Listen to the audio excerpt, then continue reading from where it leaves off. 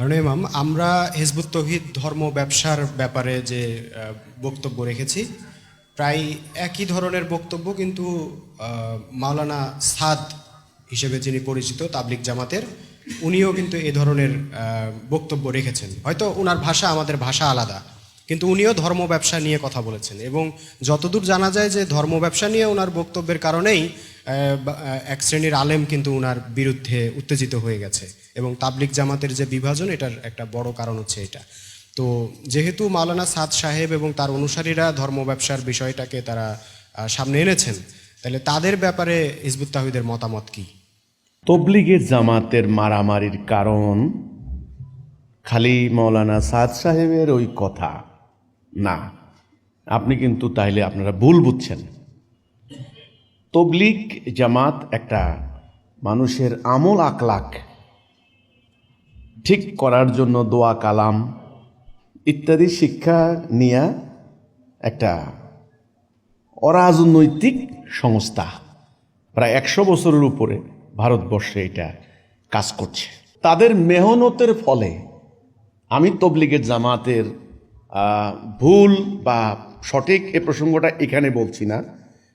তাদের মুরব্বীদের, তারা বলে মুরব্বী আর কি, তাদের মুরব্বীদের মেহনতের ফলে, মেহনত করে না, মেহনত মানে প্রচেষ্টা, এটার ফলে গ্রামে গঞ্জে ব্যাপকভাবে সাধারণ মানুষ তবলিগে জামাতে যোগ দিয়েছে, চিল্লা লাগিয়েছে।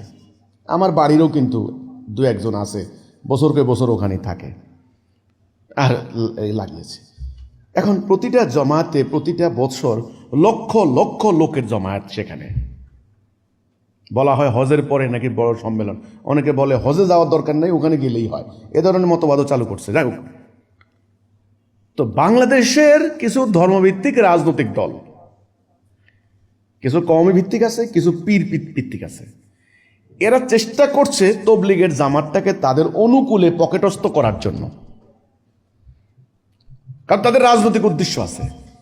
এটা একটা ভোট ব্যাংক, এটা বিশাল একটা জনগোষ্ঠী। এখানে এদেরকে কবজা করতে পারলে বা এদেরকে নিয়ন্ত্রণে নিতে পারলে, এদের উপরে প্রভাব সৃষ্টি করতে পারলে তো পোয়া 12, কোনো কথা নাই, বোর্ডের বাক্স ভরে গেছে মনে করো। এই প্রভাব বিস্তার করার এই হীন প্রচেষ্টার কারণে তবলিগের জামাতের এই মারামারি। এরপরে স্বার্থ নিয়ে আছে, কাকরাইল মসজিদের স্বার্থ আছে, সম্মেলনের এই যে তুরাগ নদীর বিরাট একটা এলাকা, এখানে বহু ব্যাপার স্যাপার আছে, ইন্টারনাল বহুত ব্যাপার স্যাপার আছে। যারা জানেন তারা জানেন।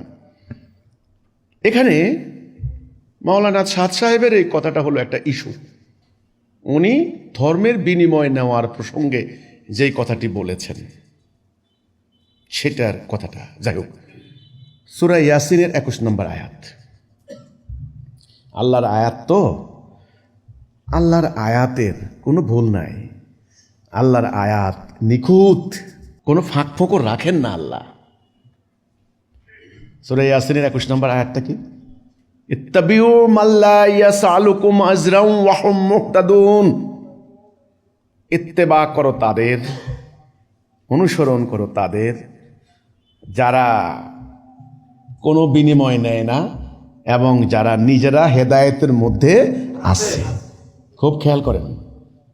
আপনি বললেন যে, প্রশ্ন করে আপনি বললেন যে মৌলানা সাদ সাহেবের অনুসারীরা ধর্ম ব্যবসার বিরুদ্ধে কথা বলেছে। ভালো কথা। এ কথার বিরুদ্ধে কথা বলে কি তারা ওই ধর্ম ব্যবসাকে বাদ দিয়েছে? আমি জানি না। 1, 2, তারা কি হেদায়েতে আছে? তারা কি তাওহীদে আছে? নো। তাওহীদটা কি? আল্লাহর হুকুম বিধান ছাড়া কারো হুকুম বিধান মানি না।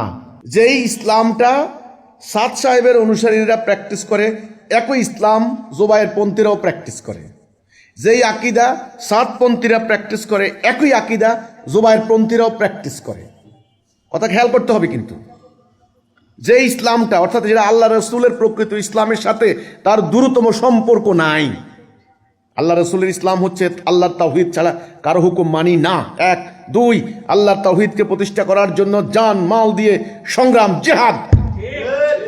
এটা ওই সাদ সাহেবের তবলিগেও নাই, জোবায়ের সাহেবের তবলিগেও নাই। তো তাহলে উনি ধর্মের ব্যবসার ব্যাপারে কথা বলে কি লাভ? উনি একটা কথা বলছেন, কথার একটা প্রতিক্রিয়া হয়েছে, এরকম আরো বহু কথা আছে, কথা প্রতিক্রিয়া হতেই পারে। হ্যাঁ, ওই কথাটা বলার কারণে যারা বাংলাদেশে বিভিন্ন মাদ্রাসায় মসজিদে তারা ইমামতি করে টাকা খান, মাদ্রাসায় কোরআন হাদিস পড়াইয়া রোজার মাস আসলে যারা ওই যে কোরআন খতম করাইয়া ইমামতি করে টাকা খান, মানে হাফেজরা টাকা খান, তারা একটু উত্তেজিত হয়ে গেছে। কারণ ওইটা কওমি মাদ্রাসার মানে শিক্ষকদের বা কওমি মাদ্রাসা এডুকেটেড যারা আছেন তাদের আয় রোজগারের একটা বিরাট একটা মাধ্যম এটা, সেটা ওনারা হার্ট হয়েছেন, ওনারা খুব উত্তেজিত হয়ে গেছেন। সেটা হলো তো অন্য হিসাব। কিন্তু সাতপন্থী আর জোবায়েরপন্থী তো আমি মনে করি একই ঘরানার তারা। কিছু কিছু ব্যাপারে এখন ইদানিং দ্বিমত হয়েছে, তো এগুলো তো বেসিক কিছু না। এমন যদি হইতো যে সাতপন্থীরা এই কথা ঘোষণা দিয়েছেন যে এতদিন থেকে যেই তরিকায় আমরা চলেছি এটা আল্লাহ রাসূলের তরিকা নয়, এই তরিকা দিয়ে দিন প্রতিষ্ঠা হবে না, এই তরিকা দিয়ে মুজাহিদ তৈরি হবে না, এই তরিকা দিয়ে মোমেন তৈরি হবে না, এই তরিকা বাদ দিয়ে আমরা আল্লাহ রাসূলের দেওয়া প্রকৃত তরিকায় ফিরে আসলাম, তবে আপনি বলতে পারতেন। একই তো ঘটনা। এনারাও যে জায়গায় ইজতেমা করে এনারাও একই জায়গায় ইজতেমা করে। আমি কোনো মৌলিক পার্থক্য দেখি না, কোনো বেসিক ডিফারেন্স দেখি না। ওই উভয়ই সমান, ওটা আল্লাহ রাসূলের ইসলাম থেকে বহুদূর।